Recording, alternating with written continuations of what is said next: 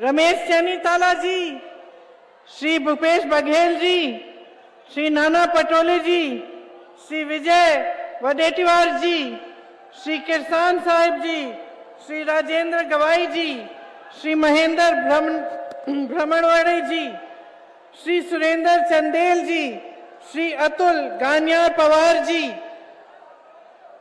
महाविकास आघाड़ी के सभी प्रत्याशी श्री मनोहर पोरेती जी, श्री रामदास मासरम जी, आप सबका और मेरे बहनों, मेरे भाइयों, आप सबका भी इस मीटिंग में बहुत बहुत स्वागत।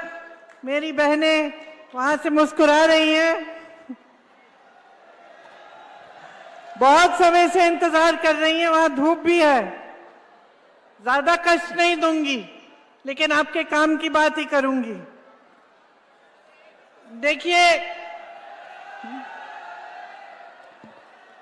देखिए ये छत्रपति शिवाजी महाराज, महात्मा फूले जी, सावित्रीबाई फूले जी, साहू जी महाराज जी, बाबा साहेब अंबेडकर जी की धरती है।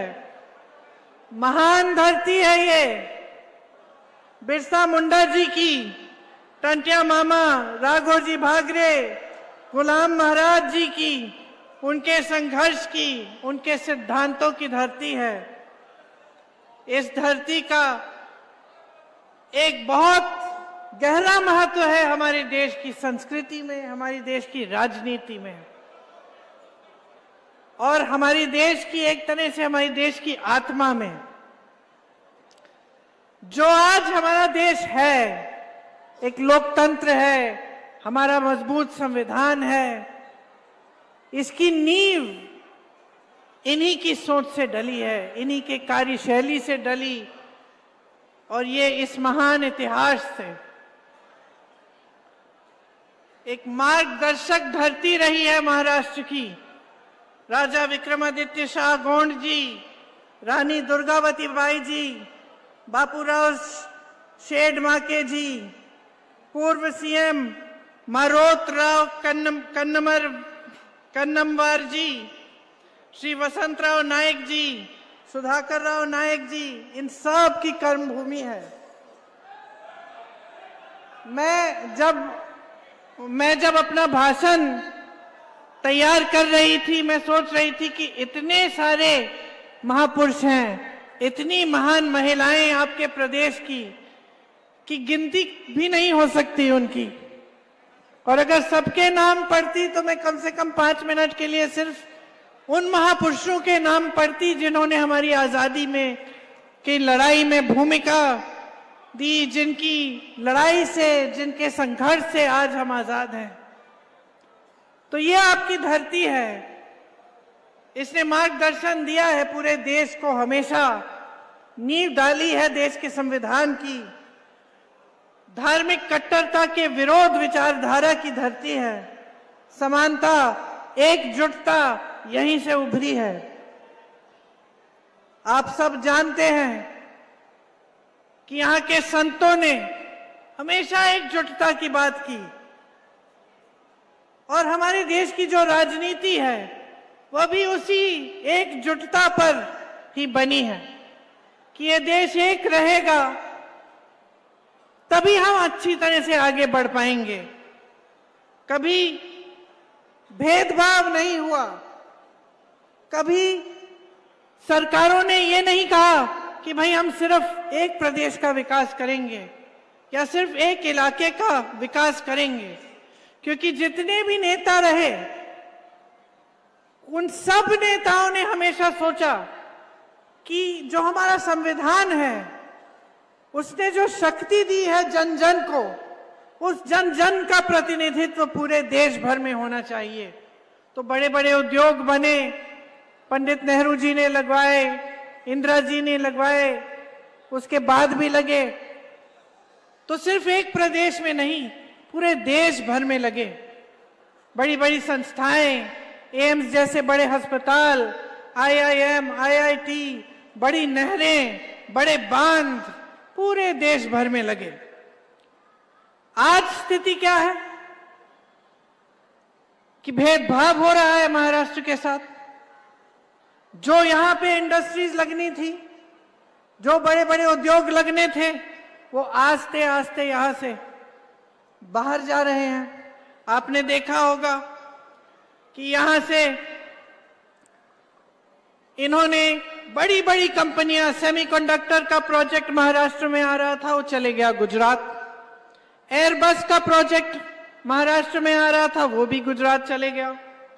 सैफरन प्रोजेक्ट आ रहा था, वो भी गुजरात चले गया। बल्क ड्रग पार्क प्रोजेक्ट, वो भी प्रदेश से बाहर चले गया। तो जितने रोजगार बनने थे, जितनी इंडस्ट्री आनी थी, वो आस्ते आस्ते महाराष्ट्र से बाहर चली जा रही है। लगभग 10 लाख करोड़ का निवेश यहां से हटा है। 8 लाख नौकरियां महाराष्ट्र से बाहर चली गई हैं। 6000 से ज्यादा कंपनियां बंद हो चुकी हैं। ये आज महाराष्ट्र की स्थिति है। बड़े बड़े नेता आते हैं भाजपा के, शिवाजी महाराज जी का नाम लेते हैं, बातें बहुत बड़ी बड़ी करते हैं, साथ साथ शिवाजी महाराज जी का अपमान भी हो रहा है। उनकी प्रतिमा का शिलान्यास 7 साल पहले मोदी जी ने लगवाया। किसी ने पूछा क्या हुआ? वो प्रतिमा बनी ही नहीं। आस्ते आस्ते उसका काम बंद किया गया, उसका निर्माण ही बंद हो गया। संसद के बाहर उनकी प्रतिमा थी, वो हटाई गई। सिंधुदुर्ग की जो प्रतिमा बनी, उसकी हालत देखिए, दह गई। इतना भ्रष्टाचार था कि उसके बनाने में भी भ्रष्टाचार किया। लेकिन हां, मंच पर नाम जरूर लेंगे। असली सम्मान नहीं है, इनकी बातों में गहराई नहीं है, सिर्फ नारेबाजी है। बड़े बड़े नारे देते हैं। एक है तो सेफ है। सेफ अंग्रेजी का शब्द है, इसके 2 मायने होते हैं अंग्रेजी में। एक तो होता है सेफ, जो सुरक्षित होता है। दूसरा होता है सेफ, जो तिजोरी होती है। और पूरा देश जानता है मोदी जी कि आपके राज में एक ही सेफ है, अडानी जी। और वही अडानी जी आपकी तिजोरी भी रखते हैं। इनके राज में ना किसान सुरक्षित है, ना मजदूर सुरक्षित है, ना मेरी बहनें सुरक्षित हैं, ना यहाँ के उद्योग सुरक्षित हैं। क्या सुरक्षित है? सिर्फ खोखले नारे देते हैं, चुनाव के समय आ जाते हैं, बड़ी बड़ी बातें करते हैं, चुनाव के बाद कुछ होता नहीं है। दूसरी तरफ आप कांग्रेस की सरकारों को देखिए। जहां जहां कांग्रेस की सरकार बनी, हमने गारंटी दी। हमने कहा चुनाव के बाद हम इन गारंटियों को, आपको गारंटी देते हैं, हम ये चीजें करेंगे। आप कर्नाटका में फोन लगाइए, तेलंगाना में फोन लगाइए, हिमाचल में पूछिए, जो गारंटी हमने दी वो चुनाव के 1 दिन बाद से लागू होनी शुरू हुई। यहां छत्तीसगढ़ के पूर्व मुख्यमंत्री जी बैठे हैं, बघेल जी से पूछिए, जब इनकी सरकार बनी थी तो कांग्रेस ने ये कहा था कि किसानों के कर्ज माफ करेंगे। बघेल जी, सच है कि नहीं कि 24 घंटों के अंदर अंदर आपने किसानों के कर्ज माफ करना शुरू किया? 24 घंटों के अंदर अंदर।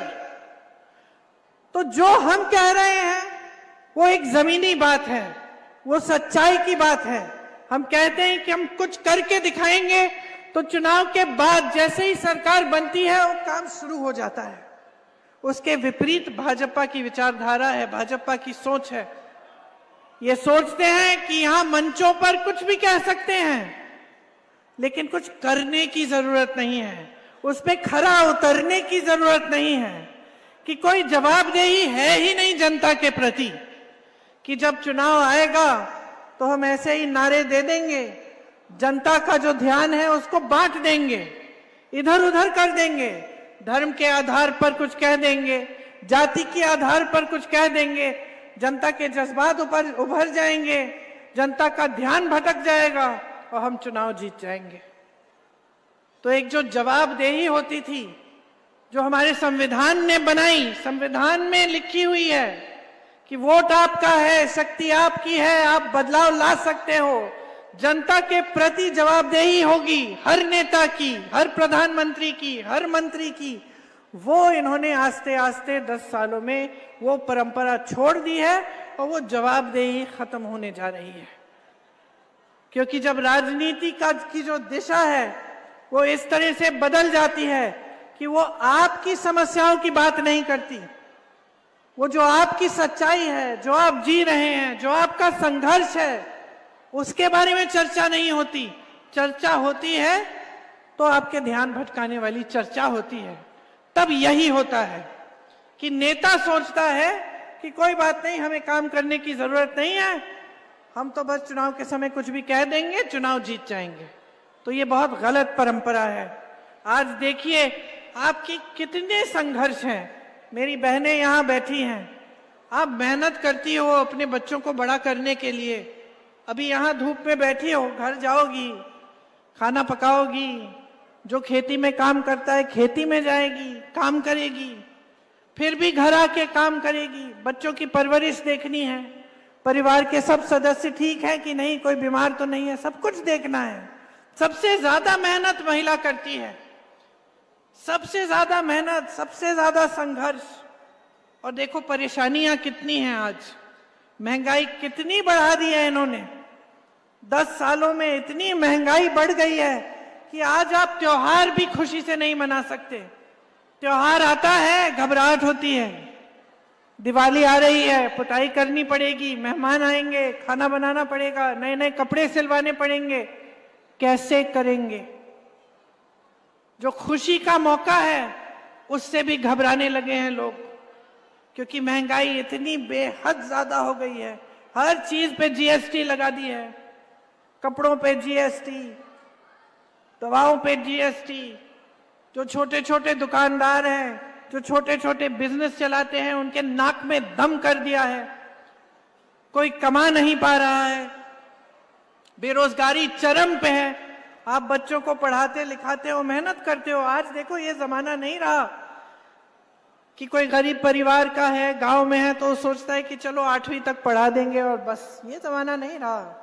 आज गरीब से गरीब परिवार में, पिछड़े से पिछड़े इलाके में कोई चले जाए, देखे गरीब से गरीब परिवार में माँ बाप चाहते हैं कि ये बेटा पढ़ेगा लिखेगा, अच्छी इसका अच्छा भविष्य बनेगा, और कुछ भी करते हैं उसकी पढ़ाई लिखाई के लिए। लोन ले लेते हैं ट्यूशन की फीस को भरने के लिए, इम्तिहान देगा, पास हो जाएगा, रोजगार मिलेगा। बहुत मेहनत करते हैं, लेकिन भविष्य क्या है आज नौजवानों के लिए। इम्तिहान देते हैं तो उसमें भी कुछ घोटाला हो जाता है, गड़बड़ हो जाती है। माँ बाप पढ़ाते हैं लिखाते हैं, मेहनत करते हैं, रोजगार नहीं मिलता, नशे का शिकार बन जाता है। तो सरकार की सबसे पहली नीति तो यही होनी चाहिए कि मजबूत रोजगार दिलवाए, कि जो आप मेहनत कर रहे हैं उसका हम समर्थन करें, सरकार समर्थन करे, आपको आगे बढ़ाए। लेकिन इनकी नीति ये है कि जो देश का है वो सब एक आदमी को पकड़ा दो। देश के बंदरगाह, देश के हवाई अड्डे, देश की बड़ी बड़ी कंपनियां, इन सब से रोजगार मिलता था, ये सब अडानी जी को दे दिए। आपकी जमीनें देने जा रहे हैं। छत्तीसगढ़ में पूछिए कितनी जमीन खा गए हैं आदिवासियों के, आपके हक जा रहे हैं और आपको रोजगार नहीं मिल रहा है। यहां से बड़ी बड़ी कंपनियां जा रही हैं, और जो सरकारी कंपनियां हैं उनमें कॉन्ट्रैक्ट का सिस्टम आ गया है, ठेके का सिस्टम आ गया है। आज महाराष्ट्र में 2.5 लाख खाली पद हैं, और अगर मैं अभी कहूंगी कि हाथ उठाओ यहां कितने बेरोजगार नौजवान हैं, तो सारे हाथ उठ जाएंगे। उठा के दिखाओ। सारी जनता बेरोजगारी से जूझ रही है, पढ़े लिखे बच्चे, किसी को के पास रोजगार नहीं है, 2.5 लाख पद खाली पड़े, आपने भरे नहीं है। तो क्या कर रहे हैं, सरकार क्या कर रही है? आपको मालूम है सबसे ज्यादा आत्महत्या नौजवानों की आज महाराष्ट्र में है। सोचिए, जो प्रदेश सबसे आगे होता था हर चीज में, आज इसमें आगे हो गया है। क्योंकि इनकी नीतियां एकदम गलत हैं। आज आरक्षित पदों पर भी आपको रोजगार नहीं मिलता। महंगाई से आप जूझ रहे हैं, तड़प रहे हैं कि कोई राहत मिले।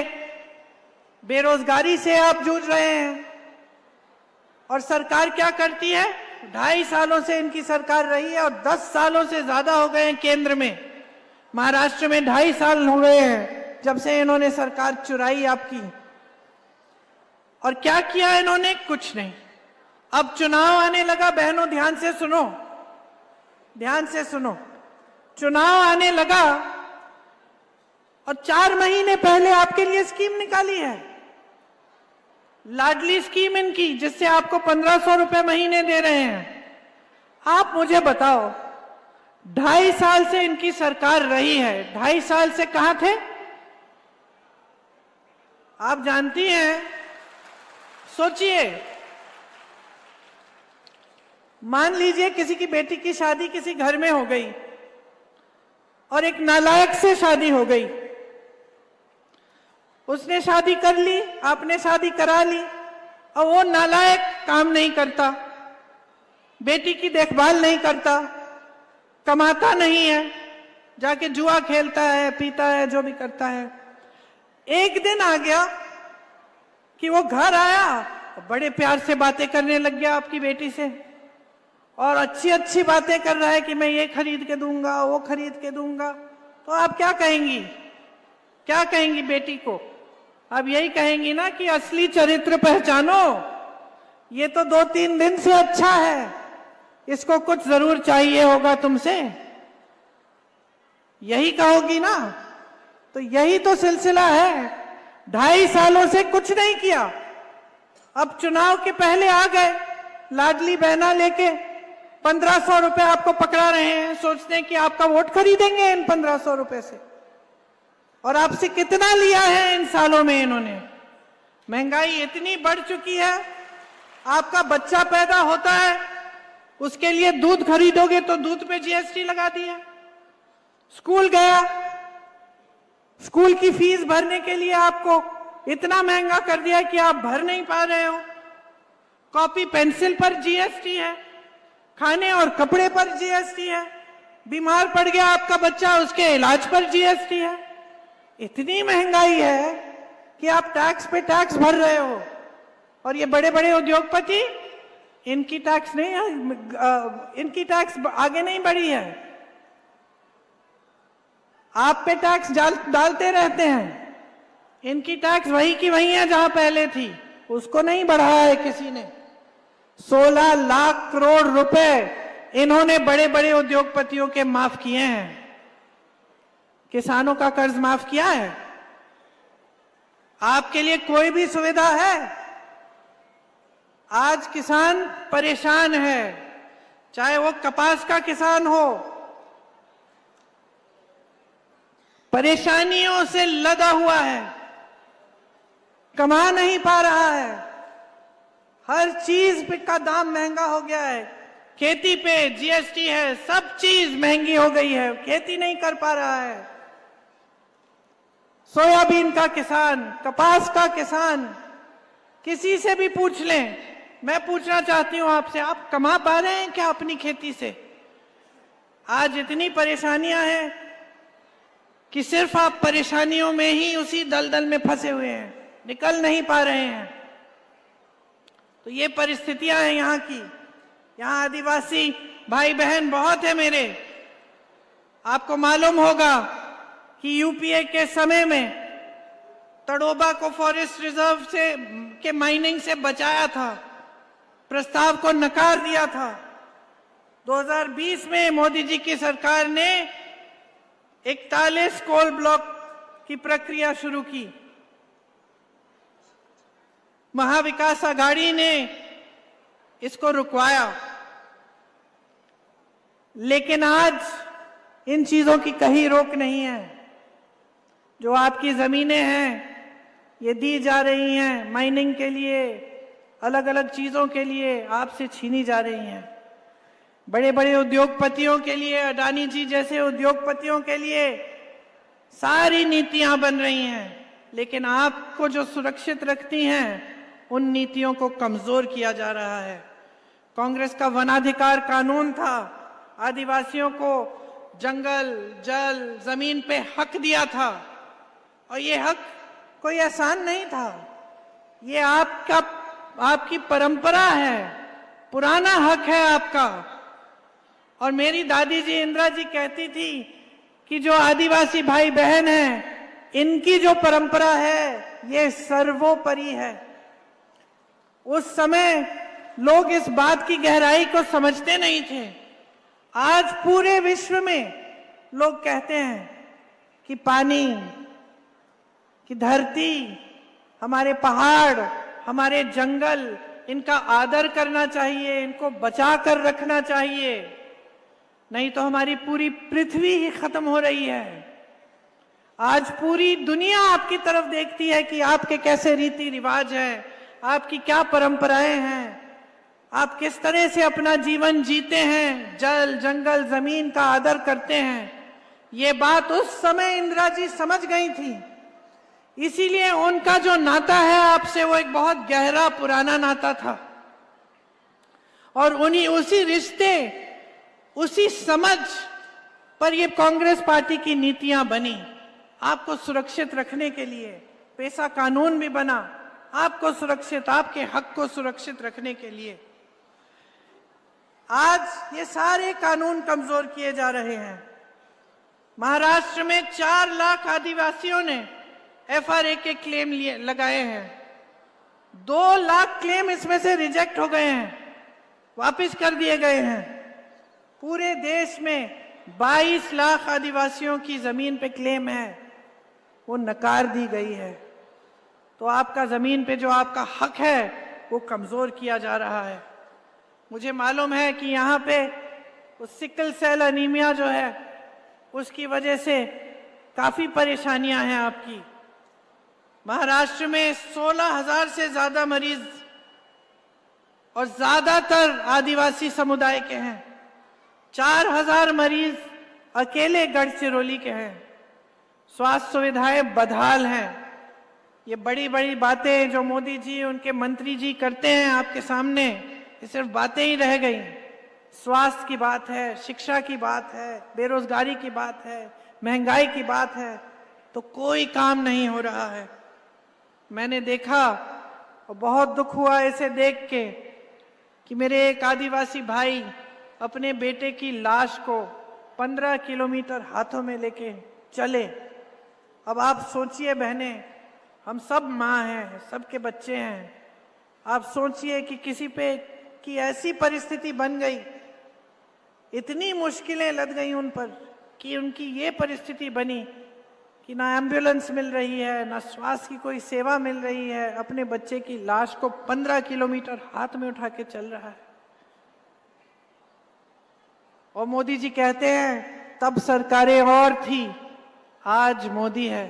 हाँ, आज मोदी जी हैं और ये परिस्थितियां हैं आपकी, ये समस्याएं हैं इतनी गहरी, इतनी गंभीर कि सामना कर नहीं पा रहे हैं आप। घबराहट हो रही है, कल फिर से हम जाएंगे, काम करेंगे खेती में, क्या पता कमा पाएंगे कि नहीं कमा पाएंगे। ये परिस्थितियां बन गई हैं आपकी। यहां पे सिंचाई और खाद की भी बड़ी समस्या है। मैंने सुना है कि सड़कें भी बहुत खराब हैं, पर्याप्त बिजली आपको नहीं मिल रही है, और जो वन पर आधारित जो रोजगार हैं जो पहले आपको मिलते थे वो अब नहीं मिल रहे हैं। स्कूल नहीं है, अस्पताल नहीं है ढंग के, तो आगे भविष्य क्या है इस सदी में 2024 में, जबकि जैसे मैंने कहा सब चाहते हैं कि अपने बच्चे बड़े हों, पढ़ें लिखें, उनका भविष्य मजबूत हो, लेकिन ये परिस्थितियां बनी हुई हैं आपकी। यहाँ के मेरे बंगाली भाई बहन जिनको 1971 में इंदिरा जी ने जिनका पुनर्वास कराया, आज उनकी भी बड़ी समस्याएं हैं। और हम चाहते हैं कि आपकी भी समस्याएं पर ध्यान हो, और अगर हमारी सरकार आए तो हम आप सबको मदद कर पाएं। मैंने किसानों का जिक्र किया था, आपको याद होगा कि कपास का रेट कितना होता था कांग्रेस के समय में, 8,000 रुपए मिलते थे, अभी 6,000 रुपए हैं। कपास का आयात करके आपके कपास का दाम घटाया है। ये हैं इनकी नीतियां। 10 सालों से सोयाबीन का रेट का जो दाम है वो बढ़ा नहीं है। कांग्रेस के समय में 7,000 8,000 रुपए होता था, आज 4,100 रुपए है। तो आप ही सोचिए कि आगे बढ़ने के बजाय आप पीछे हट रहे हैं। किसानों की कमाई बढ़नी चाहिए, समय के साथ वो घटती चली जा रही है। प्याज का निर्यात बैन कर दिया, बैन हटाया क्योंकि आप लोगों ने कहा कि ये ठीक नहीं है, बैन हटाया, एक्सपोर्ट ड्यूटी लगा दी, 50 लाख टन फसल बर्बाद हुआ।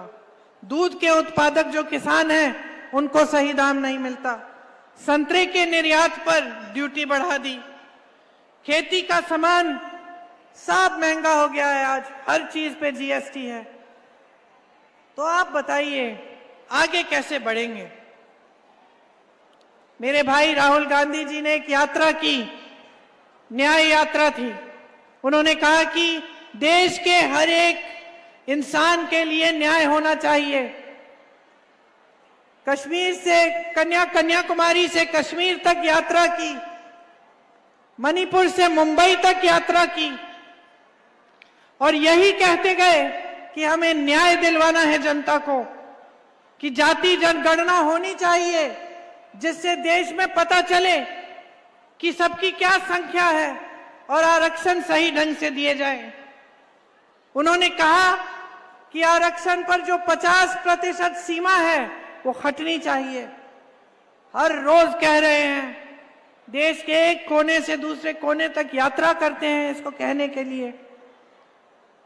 और मोदी जी क्या कहते हैं कि राहुल जी आरक्षण के खिलाफ हैं। आप सोचिए कितना बड़ा झूठ कह देते हैं आपके सामने। सोचते हैं कि आप देख नहीं रहे हैं कि कौन लड़ रहा है इस आरक्षण की 50% सीमा हटाने के लिए, कौन लड़ रहा है जाति जनगणना के लिए। मैं मोदी जी को चुनौती देती हूं कि मंच पे खड़े होकर एक बार कह दें कि जाति जनगणना करेंगे। एक बार कह दें कि ये जो 50% की सीमा है आरक्षण की वो हटा देंगे।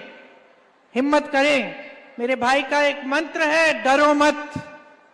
मोदी जी डरिए मत, हिम्मत करिए, कह दीजिए कि आपकी सच्चाई क्या है, कि आप डरते हैं इस बात से कि आपने देखा कि जाति जनगणना के लिए कितना समर्थन था इस देश में कि आप चुनाव हारते हारते निकल आए। डर गए, इसीलिए आज आप ये बातें कर रहे हैं, वरना 10 सालों में आपने क्या किया है इसके बारे में। देखिए बहनों और भाइयों, बहुत समय हो गया है कि ये जो झूठी राजनीति है इसकी परंपरा चल रही है देश में। 11 सालों से आप देख रहे हैं, लगभग 11 साल होने वाले हैं, और 2.5 सालों से आपने यहां महाराष्ट्र में देखा, जो अपने आप को कहते हैं कि वो पाक हैं, कि भ्रष्ट नहीं है और सारी दुनिया भ्रष्ट है। उन्होंने क्या किया? उन्होंने आपकी बनी बनाई सरकार चुराई। आपने सरकार चुनी थी, अपने वोट की शक्ति से सरकार बनी थी, और मोदी जी और उनके लोगों ने घूस दे देकर, हजारों करोड़ रुपए दे देकर वो सरकार हटाई, सरकार बदली और एक नई सरकार बनाई। और आज सारी बातें बाहर निकल रही हैं कि उन चर्चाओं में भी अडानी जी बैठे थे। तो ये सरकारें बन किस लिए रही हैं? ये आपकी भलाई के लिए बन रही हैं कि इनके बिजनेस की भलाई के लिए बन रही हैं? ये आपकी भलाई और आपके भविष्य के लिए बन रही हैं, या खुद ये नेता अपने भविष्य को सुरक्षित रखने के लिए, सत्ता अपने हाथों में रखने के लिए, अपनी कुर्सियों के लिए बना रहे हैं? गहराई से सोचिए। आज एक चुनाव फिर से आपके सामने है। और मैं सिर्फ आपको एक चीज कहना चाहती हूं, खास तौर से अपनी बहनों को, कि देखो, अपने बारे में सोचो। नेता आपके सामने आएगा, मंच पे कुछ भी कह देगा। आजकल जमाना ये है कि ये जो मीडिया है हमारे सामने, इनको भी खरीदा जा सकता है। बड़े बड़े उद्योगपतियों की मीडिया है, आपको कुछ भी कहा जा सकता है। आप सिर्फ बातों के भरोसे मत चलिए। ये चुनाव आपकी जरूरतों पे लड़ा जाना चाहिए। आपकी क्या परिस्थिति है? इनकी सरकार इतनी समय से है, क्या आपको पानी के लिए संघर्ष करना पड़ता है कि पानी मिल जाता है? क्या बिजली आ रही है आपके घर में? क्या कमाई हो रही है? क्या बेरोजगारी कम हो रही है? क्या महंगाई कम हो रही है? ये है असली सवाल। असली सवाल ये है कि आप इस देश की जनता हो, आपके जीवन में तरक्की आ रही है कि नहीं। ये एक सवाल है बस, इसके बारे में सोचो। अर्जुन की तरह अपना ध्यान एकदम एक चीज पे रखो, वो है आपका भविष्य, आपके बच्चों का भविष्य और आपकी जिंदगी, आपका जीवन। क्योंकि मोदी जी के मंत्री, जो यहाँ के मुख्यमंत्री हैं, वो सब अपनी ही दुनिया में रहते हैं। वो कभी जनता से मिलते जुलते नहीं है, कट गए हैं जनता से। उनको पता भी नहीं है कि आपके संघर्ष क्या है। वो तो सिर्फ मंच पे आके अच्छे अच्छे भाषण देके, नए नए नारे देके चले जाते हैं। जीवन तो आप जी रही हैं, आप जी रहे हो। खेती में रोज काम करते हो, कमा नहीं पा रहे हो। घर जाती हो, बच्चे को खाना खिला नहीं पा रही हो, भूखी सोती हो, क्योंकि देखती हो कि सबने खाना खा लिया है, चलो मैं छोड़ दूंगी, मैं कल खा लूंगी। ये परिस्थिति नहीं होनी चाहिए आपकी।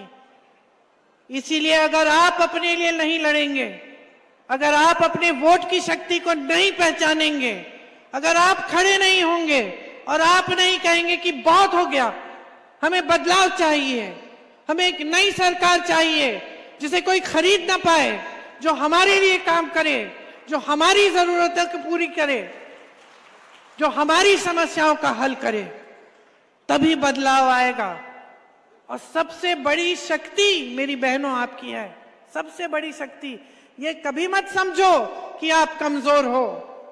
इस देश की आधी आबादी हो, कमजोर नहीं हो, इस देश की शक्ति हो, इस देश के भविष्य को बनाने वाली हो।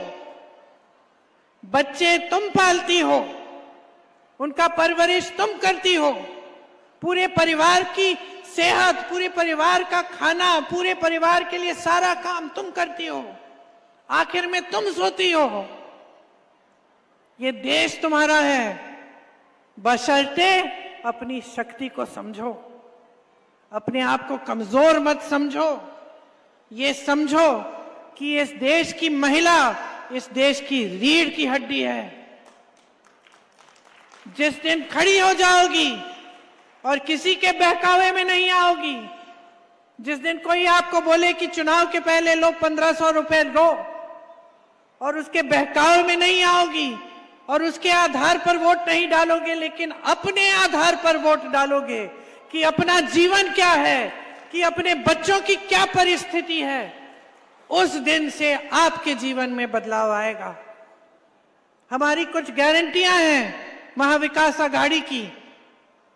उसमें हम कह रहे हैं कि हर महीने महिलाओं को 3000 रुपए देंगे, लेकिन हम चुनाव के आधार पर नहीं कह रहे हैं। हम आपके प्रति सम्मान के आधार पर कह रहे हैं। हम जानते हैं कि समाज का बोझ आप उठाती हो अपने कंधों पर, हम जानते हैं। इसीलिए हम कह रहे हैं कि 1500 काफी नहीं है, 3000 रुपए आपको मिलने चाहिए, और आपके पास छोटी सी अपनी रकम होनी चाहिए, जो जब आप खर्चना चाहें, जब आपको जरूरत पड़े, आपके हाथों में हो। और ये काम सरकार बनने के अगले दिन से शुरू होगा। इसका इंतजार नहीं होगा कि अगला चुनाव आएगा तो लो थोड़ी सी मदद लो, क्योंकि हमारी सिर्फ नीति अच्छी नहीं है, हमारी नीयत भी साफ है। इसके साथ साथ 25 लाख की हम स्वास्थ्य बीमा देना चाहते हैं। राजस्थान में कांग्रेस की सरकार थी, 25 लाख का स्वास्थ्य बीमा वहां पे दिया गया। और मैं ऐसे लोगों से मिली जिनका कैंसर का ऑपरेशन, हार्ट का ऑपरेशन, बड़ी बड़ी जो बीमारियां थी, उनका पूरा इलाज मुफ्त में हुआ इस बीमा की वजह से। हम ये महाराष्ट्र में करना चाहते हैं ताकि जब कोई बीमार पड़े तो आपको घबराहट ना हो, आप जाने कि हाँ 25 लाख तक बीमा है, इलाज हो जाएगा। किसानों के लिए 3 लाख रुपए तक कर्ज माफ किया जाएगा। नियमित कर्ज चुकाने पर 50,000 रुपए का प्रोत्साहन मिलेगा। सोयाबीन का जो एमएसपी है, न्यूनतम समर्थन मूल्य, वो 7,000 रुपए प्रति क्विंटल होगा प्लस बोनस। कपास के लिए आपको सही दाम मिलेगा और प्याज के लिए उचित दाम तय करने के लिए एक कमेटी बनाई जाएगी ताकि प्याज के लिए भी आपको उचित दाम मिले। यहाँ पे जो नौजवान हैं जिन्होंने हाथ उठाया कि बेरोजगार हैं, ये जो 2.5 लाख पद खाली हैं इनके राज्य में, इनको पूरा करने के लिए इनको भरने का काम महाविकास आघाड़ी की सरकार करेगी। जो नौजवान बेरोजगार हैं उन्हें 4,000 रुपए प्रति माह बेरोजगारी भत्ता भी मिलेगा ताकि जब तक नौकरी न मिल जाए तब तक कुछ सहूलियत हो, कुछ सहायता मिले। देखिए, मैंने स्पष्ट कहा काफी बार कि ये चुनाव आपकी समस्याओं के बारे में होना चाहिए। ये चुनाव जो है ये आपके सम्मान, आपके अधिकार, आपके विकास का चुनाव है। इसमें आप अपना वोट एकदम ध्यान से इस्तेमाल करिए, विवेक से इस्तेमाल करिए। मैंने कहा कि हम लोगों की बातों में मत पड़िए। मैंने कहा देख लीजिए कि दूसरे प्रदेशों में कांग्रेस की सरकार क्या कर रही है, क्या ऐसी गारंटियां पूरी हो रही हैं कि नहीं, तभी वोट दीजिए। तो मैं सिर्फ एक चीज कहने आई हूं आपसे, जागरूक बनिए, सतर्क बनिए, किसी के बहकावे में मत आइए। ये वोट जो है ये आपका भविष्य बनाएगा। सोच समझ के महाविकास आघाड़ी के जो उम्मीदवार हैं उनको भारी से भारी बहुमत से जिताएं ताकि ये समस्याएं दूर होनी शुरू हो, ताकि आपके बच्चों का भविष्य मजबूत होना शुरू हो, ताकि ये जो बड़ी बड़ी समस्याएं हैं, बेरोजगारी, ये महंगाई, ये किसानों की जो समस्याएं हैं, ये दूर हो। ऐसी सरकार बने जिसकी नीति आपके लिए बने, किसी बड़े उद्योगपति की खाल बचाने के लिए नहीं, लेकिन आपके भविष्य को मजबूत बनाने के लिए बने। आपने बहुत शांति से और ध्यान से मेरी बातें सुनी, इसके लिए मैं धन्यवाद देती हूं। और मेरी आशा है कि चुनाव के दिन आप इन बातों को याद रखेंगे कि ये चुनाव आपका चुनाव है, संविधान का चुनाव है, इस देश का चुनाव है और आप इस देश के रखवाले हैं। जय हिंद।